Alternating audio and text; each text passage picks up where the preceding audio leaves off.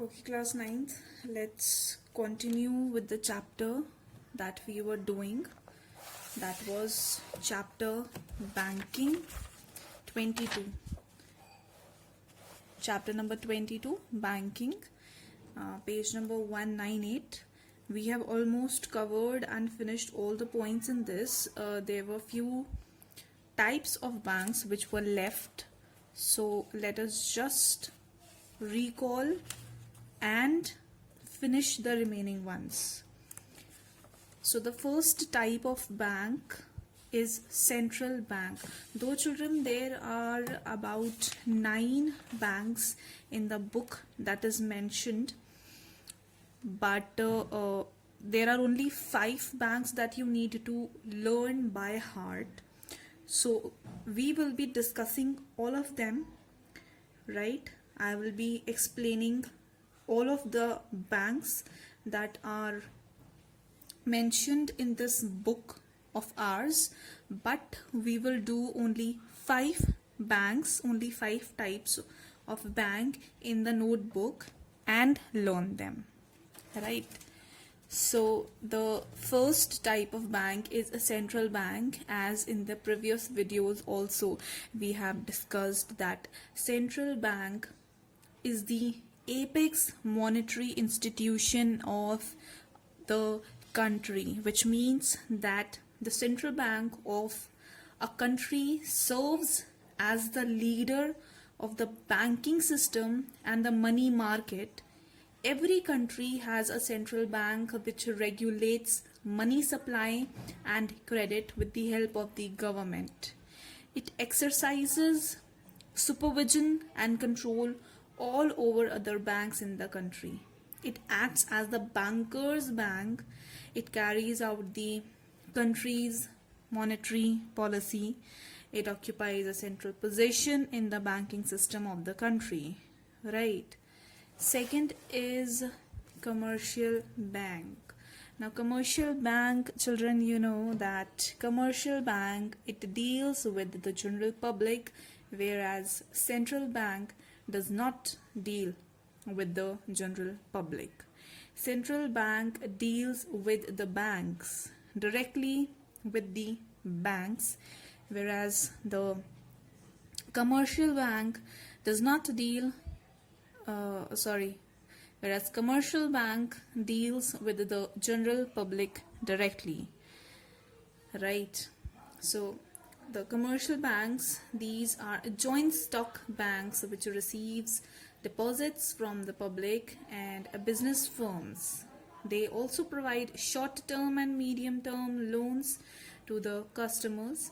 These banks carry on all kinds of banking functions within the framework of the Banking Regulations Act 1949.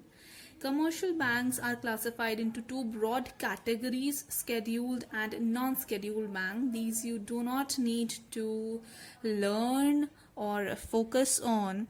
Very simple language. Commercial banks are the banks which deal with the general public and helps them in lending and depositing money, right?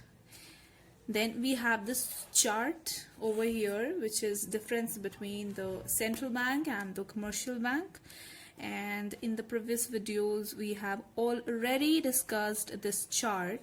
So you just go through this chart once, because this has few points of distinction which are telling the characteristics and the specifications of the central bank.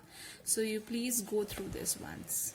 Next we have is industrial bank. Now with this name industrial bank, it is very clear that these banks are related to the industries. Means they provide loans, or these bank provide money to the industrial sector, or to the sector which will enhance the industries or which will give a boom to the industries, right? These banks provide finance to industrial concerns for medium term and long term period. They also purchase and underwrite shares and debentures of industrial enterprises. Now simply, these banks are called development banks and developmental financial institutions also. Why? Because they provide money, they provide help, financial help in the development of the country. And the examples can be that C.B., it is very important, C.B., that is Industrial Development Bank of India. Then we have is IDBI, right? IDBI stands for Industrial Development Bank of India, and C.B. stands for Small Industries Development Bank of India. Then we have is I.F.C.I., which is Industrial Finance Corporation of India, right? Fourth, we have is merchant bank. Now these banks perform merchant banking functions such as underwriting of securities. Merchant means that these banks provide finance, or these provide financial help to the sector which helps in the imports and exports or in the transportation. Then we have is exchange bank. Now these provide foreign currency and other related facilities to the importers and exporters, right? So it provides export advice and viability studies, trade information and other facilities to to promote countries' foreign trade, right? Then we have is agricultural banks. Now these banks provide loan, or these provides credit to the farmers especially, so that the agricultural sector can be helped. The agricultural sector can be helped, and the farmers and the agriculturists can get a help to further enhance their agricultural productivity. Then we have cooperative banks. These banks are organized by people with limited means, correct? With limited means, which mean that these banks, they are a kind of a cooperative society kind of banks, because they come together to help certain people or to help certain societies sector. Then we have a post office saving bank. Now PO or post office saving banks are the banks where we can generally go and create an account for savings, depositing our money. Anybody can go and anybody can open any saving account in post office saving bank. Then we have is indigenous banks. We are not going to do this because this is not important, so we are not going to do this, we are going to leave this. Then we have is accepting deposits. Now these accepting deposits like fixed deposits, saving deposits and current deposit, right? We have already done this, like current deposit, recurring deposit. We have already done this in the previous videos. So these are the 8 types of banks that are mentioned in the book, and we have discussed all these 8 types of banks.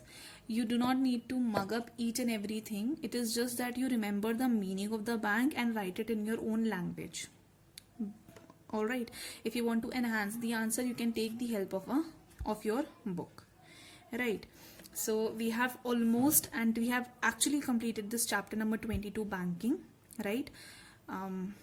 Any problem if you have, you please write me down in the mails, right? And we will discuss the other chapter in the other video. Till then, you please start studying whatsoever is being taught in the videos, and whatsoever the assignments are about, just start studying all those assignments, because the paper is gonna come from that only. Nothing is going to come from outside the syllabus, right? All right then, take care, bye bye, see you in the next video.